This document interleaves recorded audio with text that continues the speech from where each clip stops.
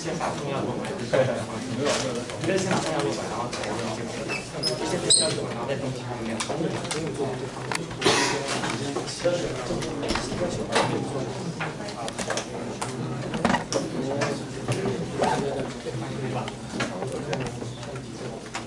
现在请坐了，我们要准备开始。Okay, everyone. We want to start stage 2. Opponent, choose one problem to challenge. 1 minute.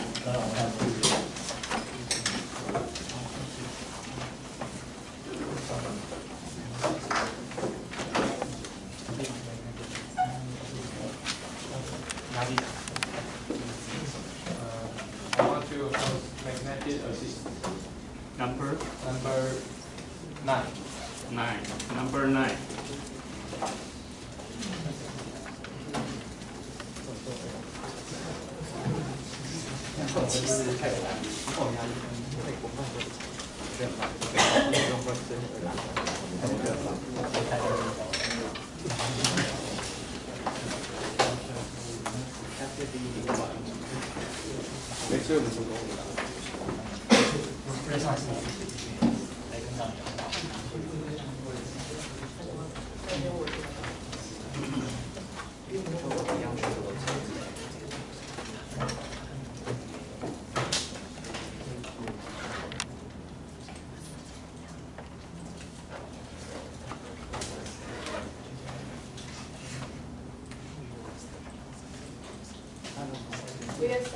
Aside.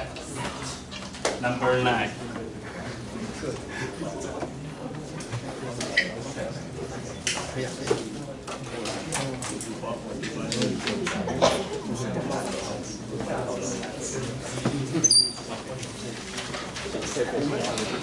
Okay, everything.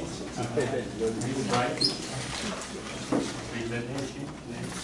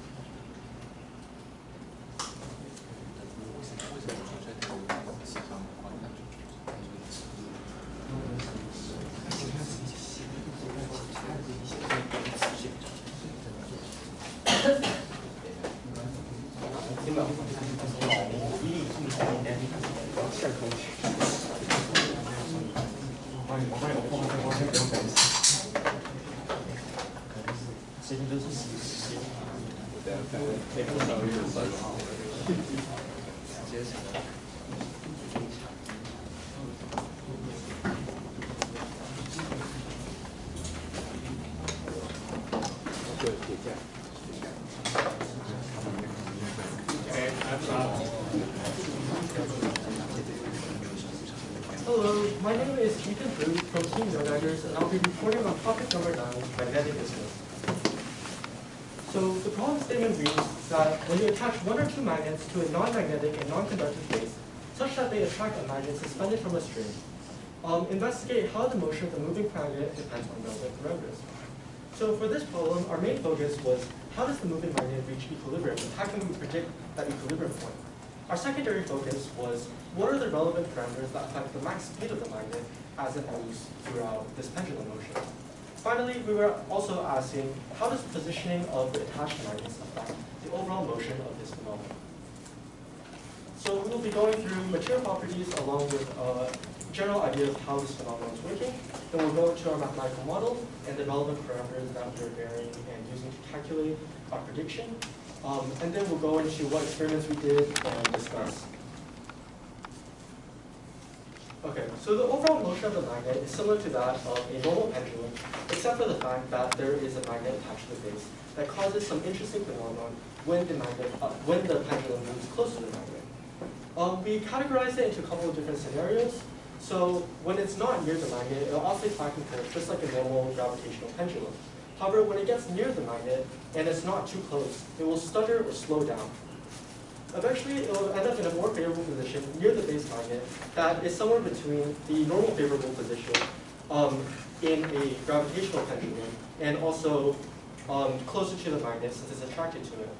Additionally, if the magnet is too close to the pendulum oscillating bob, the bob will end up directly on top of the single magnet. And we excluded that case because the motion of this case wasn't as interesting as when it was behaving like a magnet with a magnet influencing its behavior. So in our model, we made the following assumption. So first of all, when the pendulum reaches equilibrium, there is no more kinetic energy because it won't really be moving, it'll just be vibrating slightly, and that slight kinetic energy is small enough that we can ignore it in our calculations. Additionally, for our model, we only predicted the motion of the pendulum along two dimensions, the x and the z direction, because although we were able to generalize it to 3 dimensions, the resulting unpredictability of the model proved a bit complex for our calculation, so we focused on this 2-dimensional case for now. Finally, we assumed that there is energy lost due to friction, either from the air resistance or the string rubbing against the mount or the pivot when it is moving, which is why the pendulum will eventually reach an equilibrium position that we predict. So for our model, we essentially calculated what the total potential energy at all points along the field were, and then we tried to predict when the lowest potential energy was.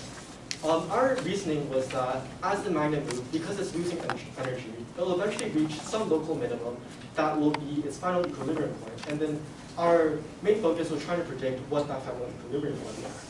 In order to do that, we had three terms used in the total energy: the gravitational potential energy, the kinetic energy of the movement, and the magnetic potential energy. However, as we previously stated, because at equilibrium, we're assuming that the magnet is no longer moving significantly, we assume that the kinetic energy is basically zero. That means we're only really calculating two energies: the gravitational potential energy, which is the standard mgh, and the magnetic potential energy, which is the magnetic dipole multiplied by the magnetic field. For the calculation of our magnetic field, we use the basic fields for two dipoles, which we have listed over here. And we essentially calculated what the potential energy plus the magnetic energy were at all points along the field, and located what the local minimum were in order to predict what the equilibrium position would be. Additionally, we also tried to calculate what the max speed of the pendulum would be throughout its entire motion. Our idea was that if we calculated what the initial energy of the pendulum was from its initial state, and then we subtracted the final equilibrium position, we were able to find what is a maximum possible velocity for this equation. Using this, we figured out that the maximum velocity should have some square root relation to the mass of the pendulum. So this is our experimental setup. We had a couple of key things with this experimental setup. First of all, we got the string in a certain not-tight method, and then attached some sort of sticky filament to the top. It varied depending on our situation to make sure that the pivot was pivoting from a single point and not dragging along the bar. Then we had a hanging mass with a magnet hot glued to the bottom. This allowed us to change the different masses while allowing us to keep the string length constant or vary it. And then we had a different type of base magnet attached to the bottom of the board. We used two different magnets because we found that these setups were easier to calculate what the magnetic dipole moment were, along with figuring out what the equilibrium position were. And then finally, we had a setup that we secured that was perpendicularly parallel to the table because our model was kind of finicky, so we had to make sure that the experimental setup was really consistent. So in order to find the magnetic dipole of the magnet, we used a magnetic field sensor, and we measured the magnetic field of, at different points away from the magnet. Then we plugged it into our equation to calculate what the magnetic dipole moment was. In our code, these were the following parameters that we varied across our different setups. So in our experiments, even though we kept the string length and the hover height constant, these were things that we believed would affect the model. So these were the things that we utilized in our calculation. For the dependent variables, we predicted what the equilibrium position would be. So basically how far the string ends up from the center of the pivot point, along with predicting what the max possible velocity of the pendulum was, and we compared it to the maximum velocity actually seen of the pendulum as it moved. So in our model, where we basically just calculated what the minimum potential energy was across the plane, we ended up getting around 4% error on average across all of our different trials. And this over here is a graph of the max velocity while varying the different dipole strengths. So we changed the strength of the magnets by stacking different magnets on top and measuring different dipole strengths. Go back. In the end, we found that if we square rooted our dipole strength, we were able to find that it was related to our max velocity. Additionally, if we look over here on the besides that, we tried to use our simulation to predict what the effect of other parameters were on the equilibrium position. So over here, we found that when we plugged in a variety of different different amounts of phase separations, so how far away our magnet was offset to the pivot point, if you looked at it across the xy plane, we found that as you increase the magnet in the center, it didn't really display a linear relationship. However, there was an increasing relationship in the final distance from center versus the space separation. Besides that, here is a visual representation of what we were doing with our model. So essentially, we constrained our experiments and also our calculations to the x and z plane. And then we calculated what the field strength was, which over here on the graph is represented by the intensity of the color. And as you can see over here, if you look at where the lightest intensity was, or where the smallest possible potential energy was, over here when the magnet is centered at 0, we get the expected case of the magnet eventually reaching the middle point, or ending at the bottom. However, when we have the magnet offset at negative 0.35, negative 0.1, and negative 0.2, you have varying degrees of offsets to the left. So, in conclusion, we found that the magnetic dipole gives a good estimate on the maximum possible velocity, and that we were able to predict the equilibrium position pretty accurately. Additionally, we found that the maximum possible speed is affected by the dipole strength with a square root relationship. Also, we found that base magnets closer to the origin have stronger attraction, and therefore there's a greater effect on the motion of equilibrium, and that there is a limiting case where if the magnet is too close, the motion does not really occur, so we excluded that from our scenario. In terms of error, because we were focusing on the equilibrium position, we weren't able to get as accurate of a track across the movement of the pendulum throughout time.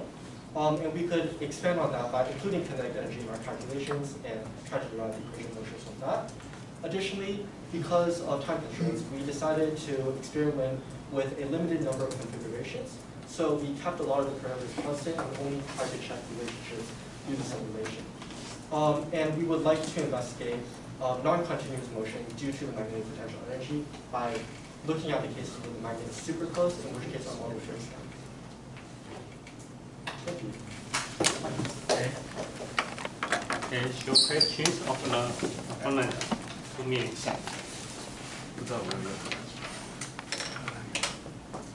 Okay. Do you fix the direction of the attached magnet? Do you mean like the negative particle? Yeah. Yeah, we only tested the attraction scenarios. Okay. Okay. Where do you release the mass? The initial point position.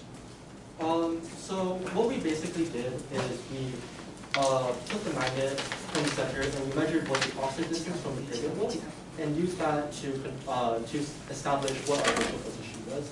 So we would take our magnet, bring it offset away from the pivot point, and then we measure the distance between the pivot along the x-y plane. Is that one of your variable? Yeah, so that's our initial displacement. And that allows us to calculate what the initial total energy is for our max velocity. However, it doesn't really matter for calculating the equilibrium position, because for equilibrium position, we found that there was not really any relative local minimum. Okay. There was only a maximum local minimum. Okay, next one. Could you turn to page 17? Okay, what is the y-axis and the x-axis? So the x-axis is the x-axis literally. So 0 would be the offset from the pivot point, and the negative 0.1 would be negative 0.1 offset from the pivot point. Well, over here, this is the z-axis. So this is how high the magnet would be off the ground. And then as you can see, the semicircle because we have this unit. Okay. Could you turn to page 15? Okay, what is the... Yeah, so quick correction. So what we were varying was the dipole strength, so how strong the magnet was versus the calculated max velocity. So in order to calculate max velocity, Time's up. Thank you. Hold on. 3 minutes to prepare. 3 minutes to prepare.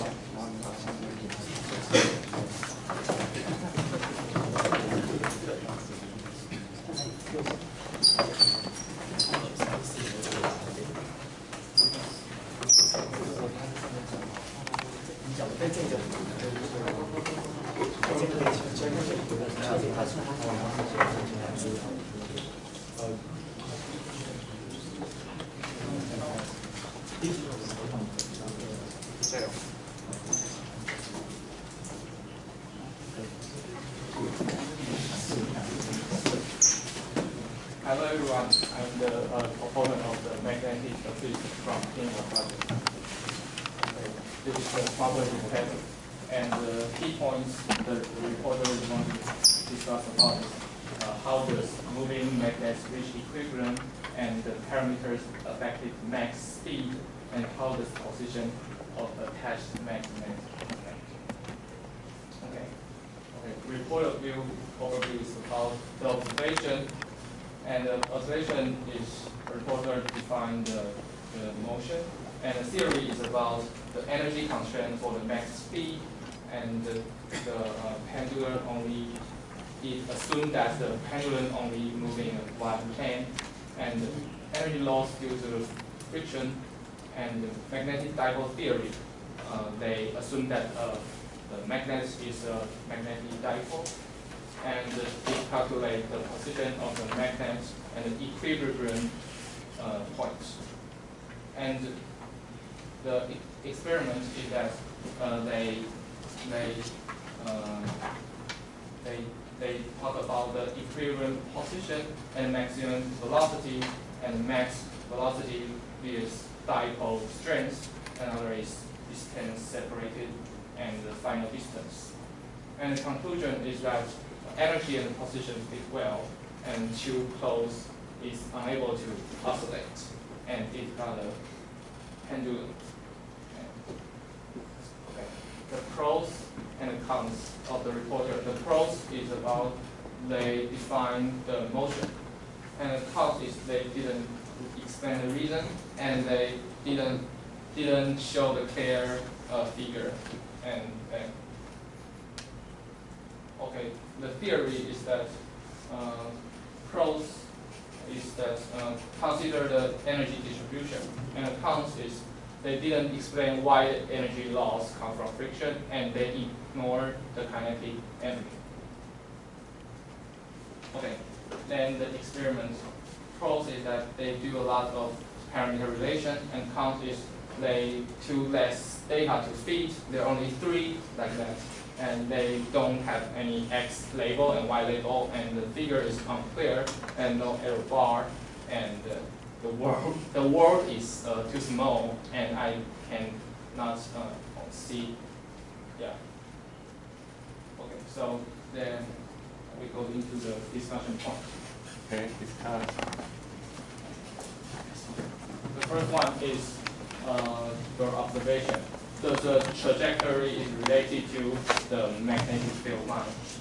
Did you measure the trajectory of the magnet? So yes, we agree that the trajectory is related to the magnetic field line.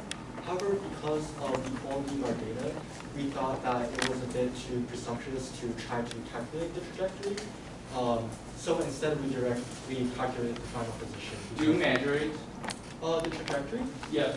We directly track the motion of the magnet. However, we only use the final position because the tracking of the magnet was pretty unreproducible.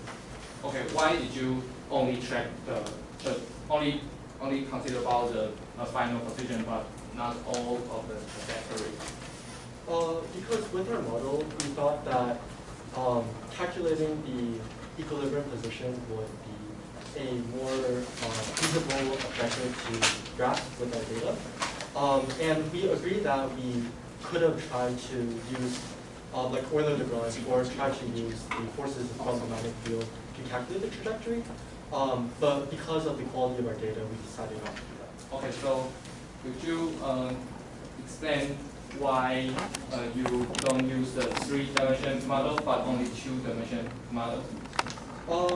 So for our code, we wanted to limit down the cases. So we decided to do only 2 dimensions because the math would be the same across 3 dimensions. You just need to calculate a greater number of points where what the potential energy at each point was.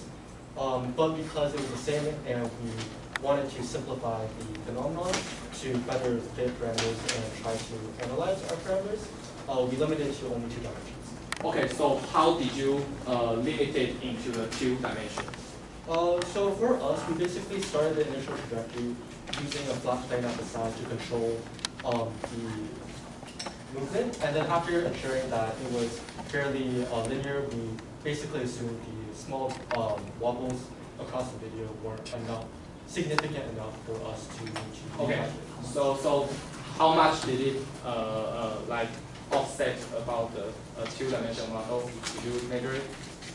We didn't measure it because in our video across trackers, the wobbling motion or the angle of offset wasn't great enough for us to see the need to treat it as nonlinear. Okay. So could you talk about why did you fit the square root a of dx? So that's literally just we took the difference between the initial energy calculated from the initial potential and magnetic energy, and then we subtracted the final initial and kinetic energy, and we set that equal to what the maximum potential kinetic energy was, right? And then because in that situation, okay, so that is only about the energy theory results, right? Yeah. So this is from the energy theory. So we want to talk about like aside from the energy, are there any restriction about the motion? About a motion that affects the like velocity? Could you clarify Like the angular momentum? It is also conserved or something other conserved quantity that also affects that? Yeah, so it would affect the max actually achieved on velocity. However, in our case, we found that the max theoretical based on energy matched well enough that we thought, oh, this was a pretty good model. Okay. We do agree that using angular momentum to calculate a trajectory throughout would be more powerful, but using energy, we get a pretty good fit with these 2 data points. Okay. So did you consider about the damping effect only because you only consider the energy conservation? Yeah. So part of our model is the fact that damping has to occur for our model to work, right? Because otherwise, the magnet will continuously move. It will keep on moving past that equilibrium point. And what we're saying is that because of damping, it will eventually settle into the lowest possible energy state. However, over here, we were just calculating what the maximum possible kinetic energy was. So this would be like in the ideal case where no energy was lost when it reached the minimum point, what that max velocity would be. And we found that the actual max velocity was pretty close. Okay. Okay. So did you measure the trajectory like the period motion or just the motion like that and stop? So we took the point, we tracked it, and we calculated what the max velocity was across it. Like you can see here, there is a periodic motion on the traffic data there. But we just took what the max velocity was, and we compared that to what we thought the max possible velocity was. Okay, so can you turn to the like period. So you. Oh, we didn't predict what the period was, but you can see there was periodic motion. But for our model, we weren't focusing on the overall movement. We were focusing on the maximum possible velocity achieved along with the equilibrium position finding function. So you don't think the period is not a. You don't think period is an important variable? We do agree that it's an important variable to pass in future considerations. Okay, so.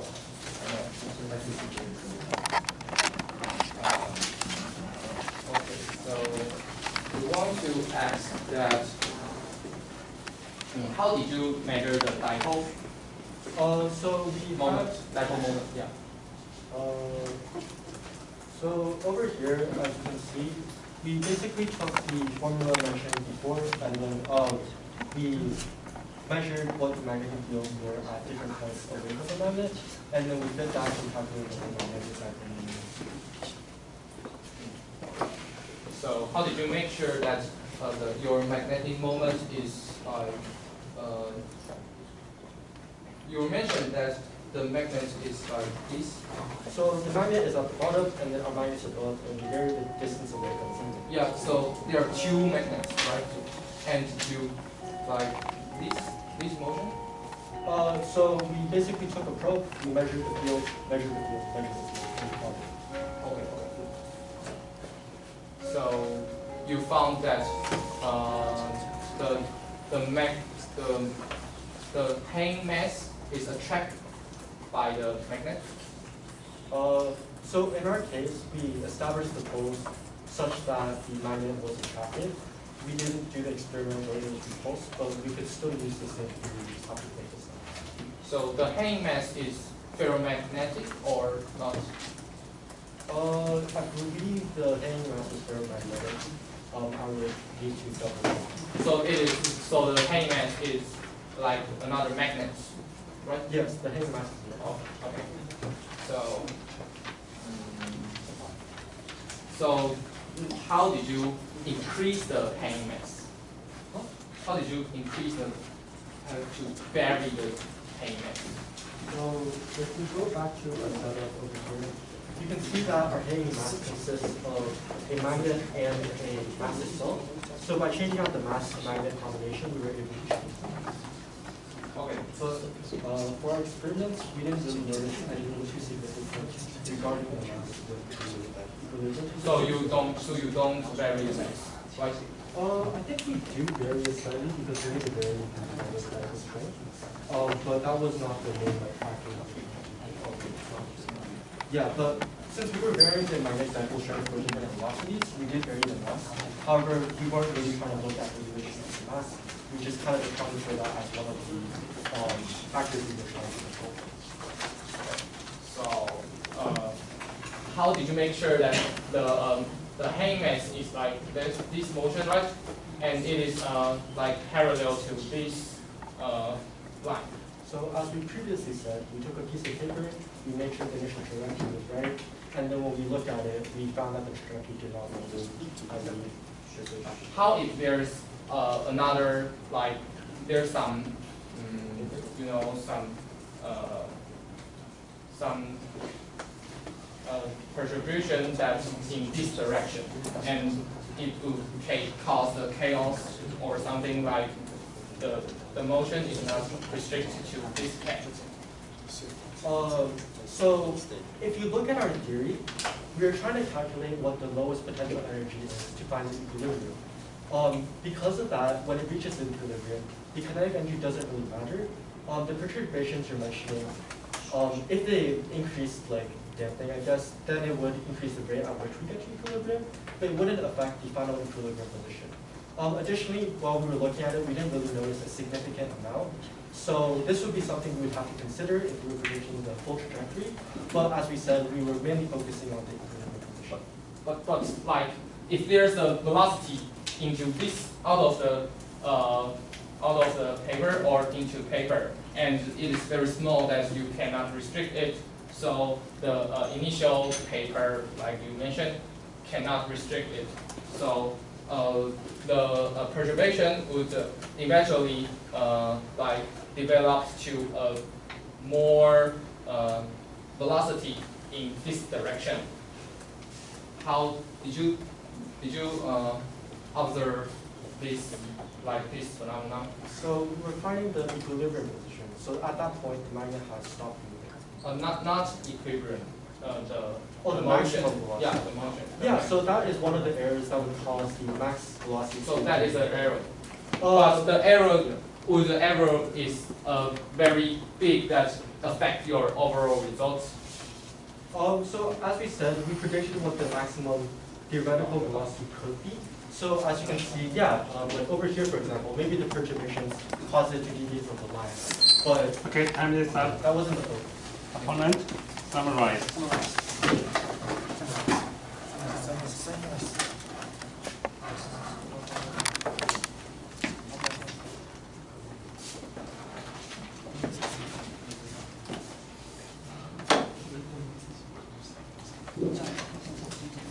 Okay, I'm going to summarize the magnetic disease. Okay.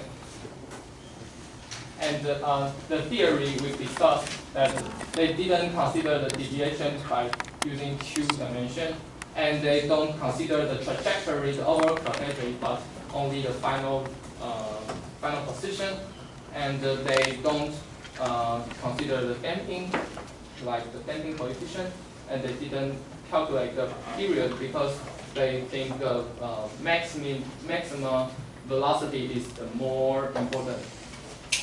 Okay, hands up. Question of the reviewer.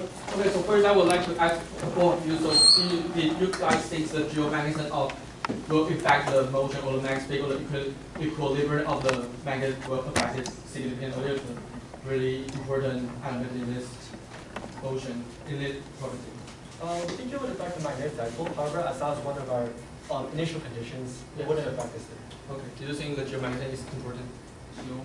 Geomagnetism. Geomagnetism. Which is yeah, like the Earth would give the magnet force to the magnet. So do you think it would affect your motion or maximum equilibrium of your experience? You'll observe the geomagnetic part to be a significant factor in our experience. Yeah. Okay. Do you think it would affect? I think the magnet is strong enough, so it is not a okay. So next, I would like to ask the reporter that how many times do you do your experiment? How many times? So we control each of the trials. So how many times? Two. So how can you make sure that every time you do your motion is in the 2D, not 3D? With a piece of paper. Okay. Okay. So I think you can do more experiments. And next, I would like to ask because I want to ask both of you. The question is like, will there be a magnet on the base? So the magnet will give a magnet force to the magnet. So magnet may be orientation. So do you think the orientation will affect the equilibrium points or magnitude of your experiment? It would definitely affect max speed because that would be another rotational energy to account for.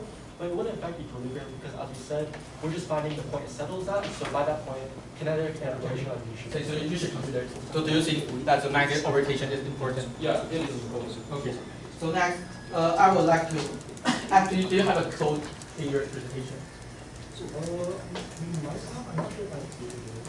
Yes or no? We just not. Okay. Okay. So, maybe you have to show it. So next, I would like to ask. Can you show the page 12? Page 12. Page 12. Page 12.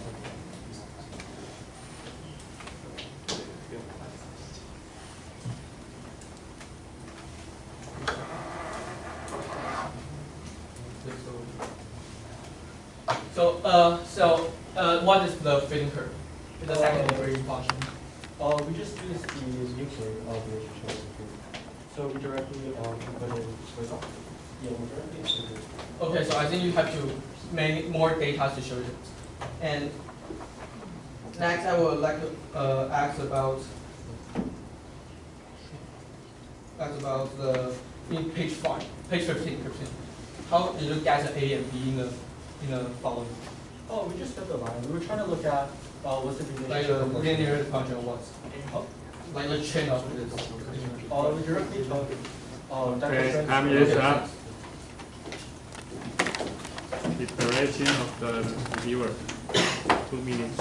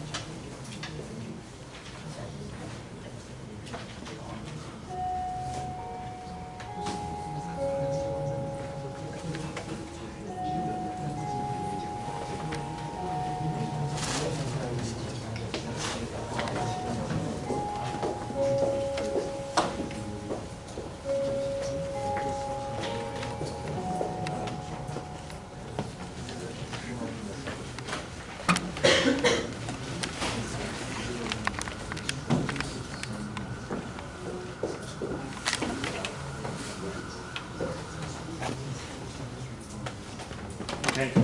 Okay, so I'm going to refer from Team Maxwell. So first let's see about the problem statement.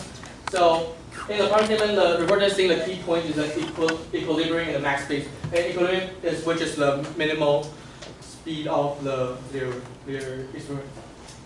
And then the summary of reporter. So the theory, the reporter compared with the simple pendulum and the 2D model, and they have considered damping, and they have used different energy perspective, which is the potential energy and the magnetic energy and the magnetic potential energy. And the experiment they have secure setup and have calculate the magnetic dipole and the equilibrium position and the velocity of the pendulum, which is the max speed. And that is the reporter strength. The reporter they have attempted to derive quantitative theory using the energy to explain it and have wild experiment range and a compare simulation with the experiment. And the suggestion was saying that they could explain how to release the magnetic vector and we don't say that it is 2D model, and they can use graph to show the results instead of table. And there is a missing axis level, and they should focus on more on motion of the pendulum. And they only have few data to show the trend or show here. And that is the summary of the opponent. The opponent focused on the missing and unclear sphere levels and the reason for motion and the damping and numbers of experiment and the data points. And they simply may cause the chaotic behavior. And that's the discussion of the opponent reporter. So first, the opponent asks did you measure trajectory, and the reporter said only improved equilibrium due to the low reproducibility. And we're saying that the trajectory of the pendulum is important in this problem statements. And next, the opponent asks whether it is a 2D or 3D model, and the reporter said it is a simplified model, and we think the motion of the magnet is not 2D. And that's the measured offsets because they use a paper to control it. And they just negative bolt it, and we say you have to consider it. And that is the square root relation, and they use the reporter say energy, and the opponent asks how to find the magnetic dipole, and the reporter say they use magnetic field sensor. They just measure it during the motion. And that's the discussion theory. We also ask the angular momentum of the magnet, and the reporter say it is a great result with energy. And we think that damping needs to consider in this part. And that is the damping, yeah, it has to be considered. And the opponent also asks how to find max velocity, and the reporter say they use tracker. But they also mention that the tracker is not precise to mention it's really precise. And that is the discussion of the experiment. The opponent asks what if the magnet repulses the pendulum, and reporter say only consider attraction, and we think attraction is the main focus of the problem statement. And that is the question we asked both of them. So first is, I asked effect of the geometry, and the reporter and opponent also say there was a small effect. But yeah, it may effect, so they should consider it in their model. And that is the number of experiments. The reporter only do 2 times, so we think that it should do more time to make sure that your trend, your thought is correctly. And that's the release method, and the reporter used the paper to limit the initial motion to make it into 2D. But we think it should conduct more, yes. And that is the questions of what I also asked to the reporter. And it's how they fit in the equation, and they use square root to fit it, and how to find the A and B in the page 12. Page 15. And they say just fit the data in it.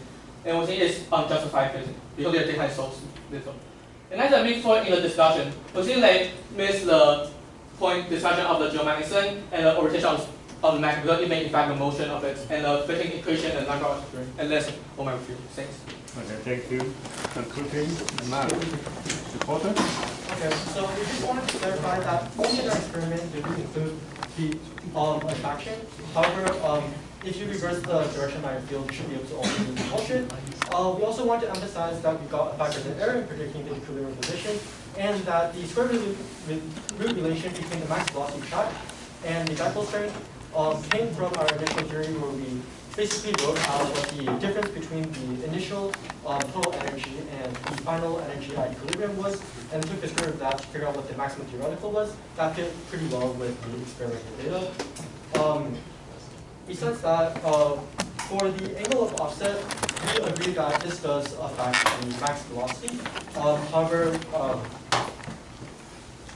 Okay, we agreed this affects the max velocity because if there's an offset from the 2D motion, then it would cause some energy loss before it reaches the equilibrium position. However, since we're tracking the equilibrium position, we're finding where the local minima are. So that doesn't really get affected by the kinetic energy. In future works, we will try to have a stronger model that was able to predict overall trajectory, and we do agree that is something that should be done for this problem. For measuring the magnetic dipole, we didn't measure it while it was in motion. We took the magnet and we measured the magnetic field above it in order to fit that as one of our initial conditions. And in regards to explanation of the phenomenon, as we said previously in our phenomenon description, it's essentially a pendulum that is acted on by both a gravitational and a magnetic field. And in regards to 2D, 3D, along with the magnetic effects, we can still use the same theory to generalize to where we can find the equilibrium position. However, we limited it for the experimental sake because measuring the distance between the points makes it really hard to calculate the equilibrium position. But you're able to do it as long as you make the grid right. Sorry, time is up. Jury question? Any questions?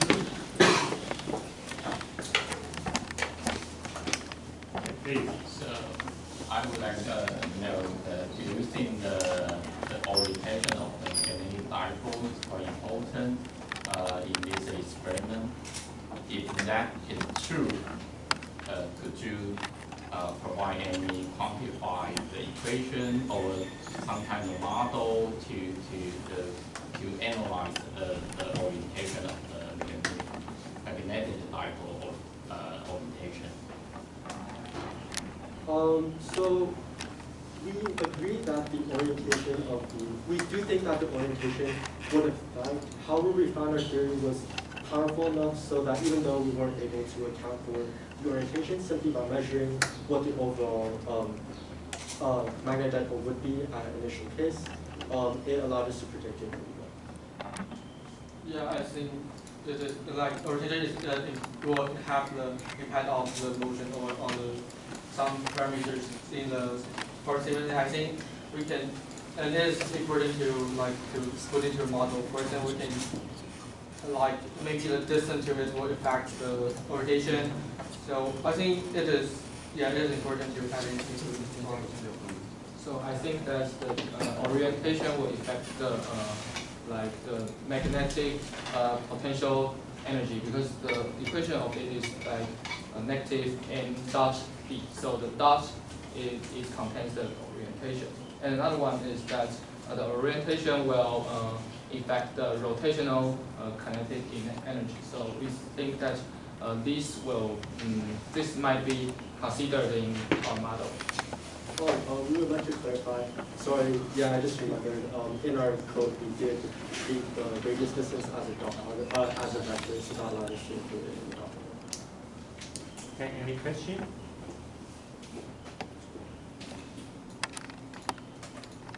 No, okay. Please stay.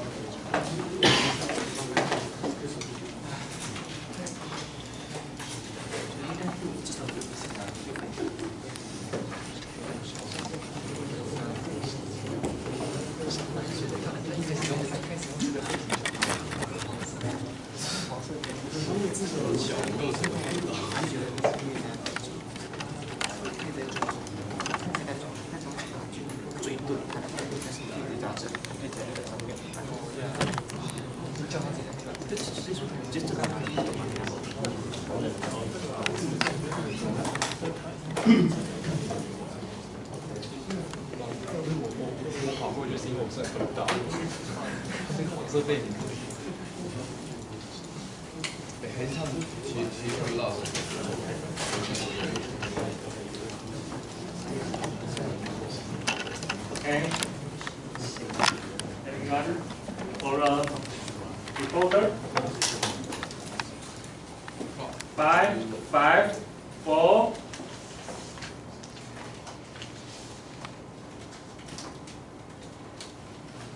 6-6. Follow opponent.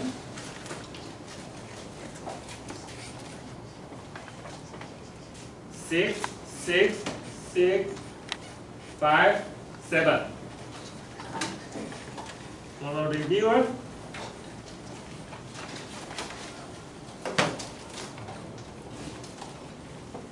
8-5-6-7-6. Okay.